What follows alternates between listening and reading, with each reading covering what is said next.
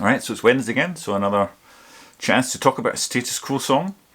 And our random number spinning generator has given us song 165. And our spreadsheet tells us that is Your Kind of Love from the Back to Back album. So many years ago I got a personal stereo for my Christmas, and obviously that would have been quite useless on its own, so I got a cassette with it, and it was back to back. And I'm not 100% sure if this was my first Quo album, because I also got a vinyl copy of 12 Gold Bars around this time at some point. But to be honest, at that time I only really listened to Rocking All Over the World from this, and I listened to all of Back to Back many times. Obviously the merits of the rest of the 12 Gold Bar album have become apparent to me over the years since, but back when I was a kid, it's only really Rocking All Over the World, and sometimes I like to play it on 45, so the Quo sounded like the Chipmunks as well, which I found amusing as a child. But anyway, Back to Back was the Quo album I listened to a lot as a child. So I think this is the 46th review I've done, and so far in the comments I've not been lambasted too much for giving Quo songs ratings which people don't agree with. But when it comes to the Back to Back album, I think I'm probably slightly out of step with the Quo Army in my thoughts of it, particularly those who started their Quo journey during the Halicon era of the 70s, and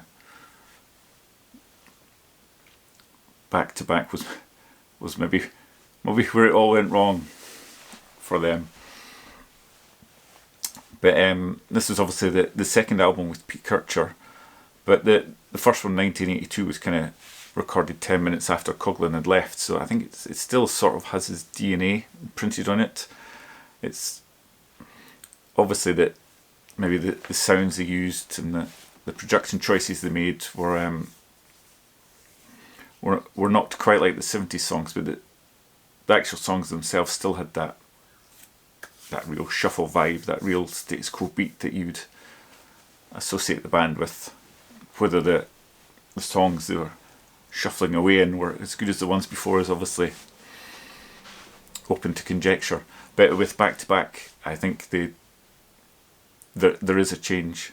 It does sound like a lot of the songs sound more straightforward hard rock tunes, that they're not so much in that shuffle boogie vein that Quo built their career on.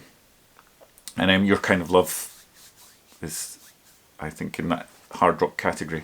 Starts with a pretty quick, short, simple guitar riff, and then the band's in with the bass is right up in the mix. Obviously this is a Lancaster song, and actually with regards to our Alan Lancaster songwriting question that we had in the last video with Bad Company, he's on the original Back to Back. He's solely credited for this song, but then when you get to the remastered CD version, it's credited to Lancaster and Skinner. So I don't know who Skinner is, but he's obviously wanting his money, so he's now being given a credit. So I assume it's definitely still a Lancaster song, this one. He's singing, he's away thumping on the bass, and the verse is just him singing along, and then the song really does build up into the chorus, and it's quite a simple, straightforward, structured song. I mean, you're only 35 seconds in, and we're at said chorus with Alan's vocals soaring away, and it's some nice accents on the piano. And then at the end of the course, you've got call and response with Francis, and this is something I've always liked about the Quo, obviously having 3 lead vocals. You